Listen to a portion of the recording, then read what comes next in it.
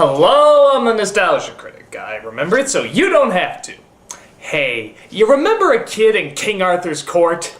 Yeah. You ever wonder what the director of that movie did before he made that little masterpiece? Well, not that much can really top a kid in King Arthur's court, but he did manage to direct a few films before it. One of them, surprisingly enough, starring Hulk Hogan. This is Mr. Nanny. Why do wrestlers continue to punish themselves by being in movies? They just so rarely work, and Hulk Hogan is the prime example of that. I mean, you thought Suburban Commando was bad? That at least had a few cute scenes. This is just the ass shavings of what was popular at the time. Home Alone slapstick, top secret plot devices, family life lessons, and big tough stars doing silly goofy things. All that's missing is a pet chihuahua with sunglasses. But hey, what good does it do to bitch about it? A lot, but I have a review to do. So, let's take a look at Mr. Nanny. So as the credits roll, we see that Hulk Hogan is having nightmares about back when he was a wrestler. Probably like how nowadays he's having nightmares about Mr. Nanny. He wakes up to be greeted by a character named Bert, who I'm guessing just moved on up from the east side to finally get a piece of the pie. I just got a call from a major new client. He's looking for a bodyguard. Not a bodyguard. I'm a wrestler, okay? Yeah, wait. I am a wrestler. Actually, I think this is how the offer for the movie went down too. I want you to do this movie. No, I'm a wrestler. Exactly. You're an actor. I said I'm a wrestler. Ah, they're both the same thing. So of course he takes the job as he goes to meet up with his rich client, Max, from the Muppet movie. You're asking him to do something terrible. I can't be a part of it. Where do you think you're going? I'm looking for Mr. Mason. Get off the bike. What for? Just do it, butthead. Whoa. Forget it. Are you deaf or just plain stupid? Neither, I'm blonde. Just got a real low tolerance for gorillas in rent-a-cop suits.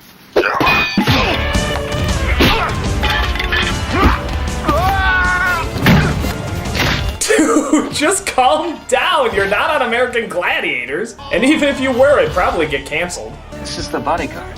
Terrible mistake, sir. I'll get rid of him immediately. Wrong. He's incredible. Obviously a real pro. Yes, only a real pro will lose his temper, throw a rampage, and be totally impossible to control. I see this working well. So where's Mason's office? So we see the reason he hires Hogan is because he's getting attacks and phone calls from your average psychotic criminal genius. Who the hell are you? Just your average psychotic criminal genius. You think it says that on his business card? I desire your new computer chip.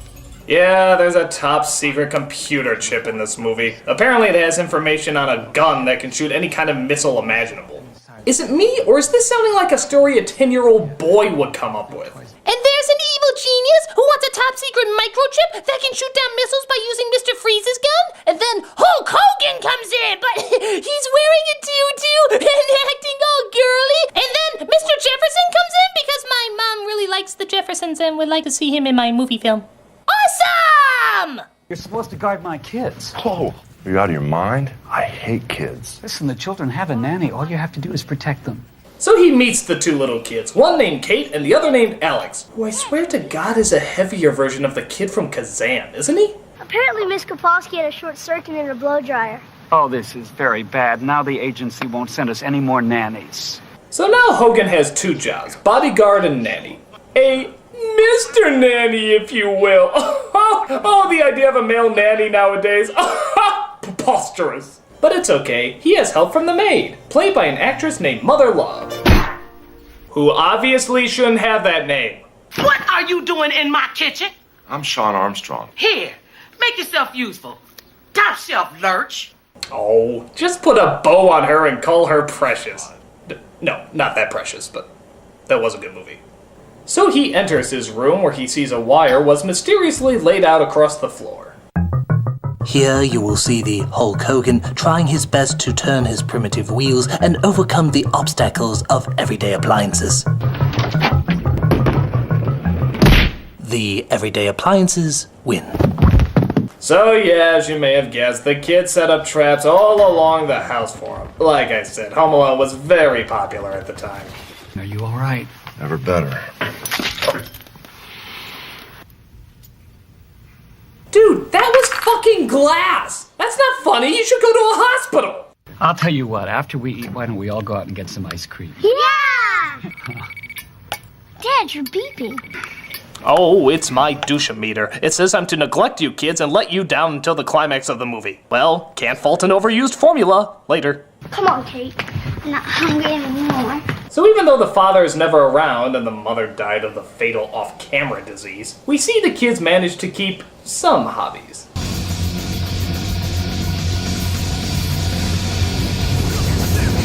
Tell Dee Dee to stay out of my room. So after the kids annoy him some more, Hogan talks with Bert to see if he can get out of the job. Again, listen to this and tell me they're not talking about Hogan acting in this movie. If you want to spend the rest of your life getting your brains kicked in, suit yourself. But let me clue you in on something. Ex-wrestlers aren't exactly in demand, you know. I mean, who else is going to offer you a career? Kind of eerie, isn't it? So it turns out the kids are devising more traps that even Johnny Quest couldn't figure out as they hook up a giant magnet to the ground.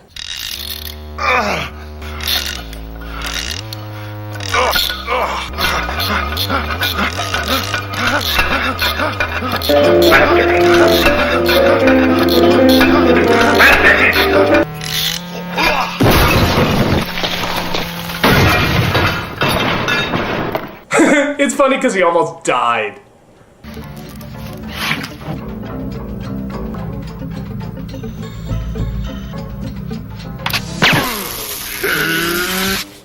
You know, there's a difference between pranks and attempted murder. I mean, Jesus, kids, this is some creepy shit! It's only low voltage. You can't kill him. No, okay, I guess it's not that bad. Then crank it up.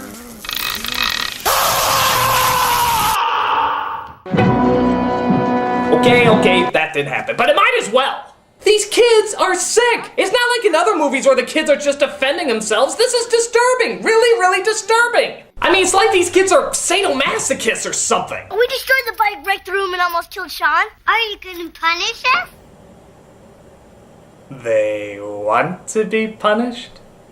Alright, I'm not gonna read any more into this than I need to, though something tells me I'm gonna need to. The two kids go to school as Hogan realizes that Alex is being picked on by a pair of bullies all the time. Yeah, because he can take on a 7-foot bodybuilding wrestler, but put him up against the human mullet and the kid whose sweaters are knit by his mentally insane grandma, and he chickens the fuck out. I hate boys.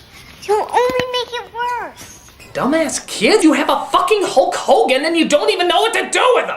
That is, unless they consider drowning him in a pool of red dye as using him productively. That's it. I've had it. Oh my god. This is a visual you see on the back of horror movie DVDs. In fact, this is a perfect time to introduce you to a new part of the show. Scary slow-mo. This is where I take a certain part of a movie that's already a little creepy and slow it down to make it even creepier. With that said, let's take a look at this scene in slow-mo. No more games, no more tricks. You're gonna sit here till I tell you to get up. From now on, you better act right, 'cause I ain't leaving. Yeah, your pants feel a lot heavier, don't they? So Hogan decides to punish the kids for the first time since their mother died, much to their disturbing delight. Hi, Alex. Hi, Kate. We're being punished. We originally wanted whips and chains, but he thought the couch was much more fitting. So of course he starts bonding with the kids as he shows Alex how to be much tougher and sings a lullaby to Kate. Mommy used to sing me a song. Could you sing it to me? You got a terrible voice. Sing. Ugh. Sing. I think this needs another scary slow-mo. Sing. Okay, you have enough nightmares for the week.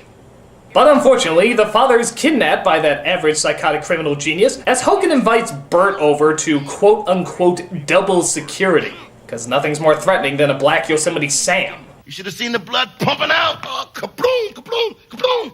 Hogan actually ends up telling the kids why Bert has a limp leg as we cut to a flashback. Nice match, champ. Now we can pay the hotel and get your clothes back.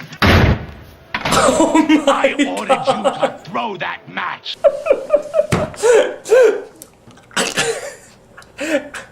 He looks like he's coming out of his mom's vagina.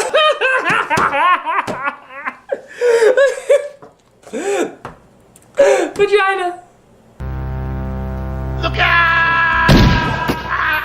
Now we've gone from scary slow-mo to a really dumb scene. So Hogan chases him down and... Is it me or are they playing I Will Survive? Oh, hi! I survived the movie! It's a stupid flick and suck my dick, keep the shit away from me! I should have tossed this stupid film, I should go and soon it flicks, I will survive! I will survive! Woo! Wish I was that guy! So the two of them continue to watch the kids' backs as Alex is again approached by the school bullies. He's gotta do it on his own. Did Mommy put this on a string so Alex wouldn't lose any more money? Don't you talk about my mother! What you gonna do? Oh my god, who am I? I can hear colors. My penis is numb. Help me! So in this movie's quest to emasculate Hulk Hogan, we now see him having a tea party and wearing a tutu. Why? Because they thought it looked great on the poster, obviously. Don't move. Oh boy, I paid good money to see Hulk Hogan fight in a tutu. Nobody interrupts my Swan Lake recital! Don't make me get majestic on your ass! You vicious brute! Masher! Help. Hit the alarm! And whirl! Sometimes it's hard to be a woman. What about him? Let his box office records eat him alive. Business before pleasure. So we see that the name of our villain is Thanatos. No, not that one. This guy, the vagina-faced guy, who now has a bowling ball for a head. Thanatos! I should have known. Who else would kidnap little children? A lot of people. So after the family is intimidated by Friar Schmuck, we see Hogan accept a ransom call demanding him to bring the computer chip. Oh yeah, because we wouldn't want to do anything stupid like tell the police or anything. This is clearly a job for an ex-wrestler in a tutu. Anyone can see that. So he breaks into the place as we partake in the movie's climax.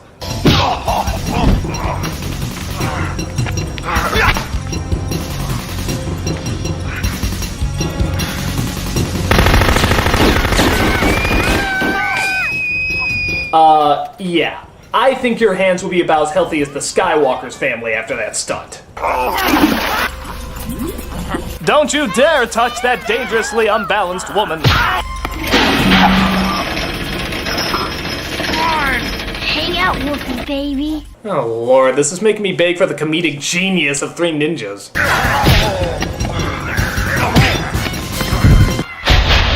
Oh yeah, remember those nightmares from the beginning? I guess fighting a metal-lobed Geico caveman is the only way to overcome them.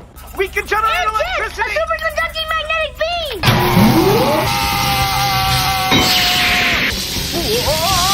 What the hell am I looking at? You know, for a film with a premise about a male nanny, I really didn't expect some of this imagery. So the bad guy is destroyed, the family's of course won again, and Hogan goes to spread his endearing love of children somewhere else. See you soon. Bye,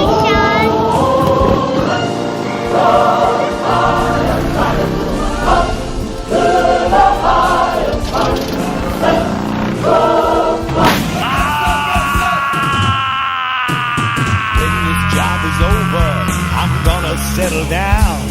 I'll find a little shack by the railroad track on the out. So that's Mr. Nanny, and what a surprise, it sucks. There's little to no jokes that work, the characters are pretty much just puppets, and it's just another in those long line of cheap kids films about the big tough guy who has to look after little tough children. Hogan, I love you, but if you want to make people laugh, go back to reality TV. Or wrestling. They're both equally fake. I'm the nostalgia critic guy, remember it, so you don't have to.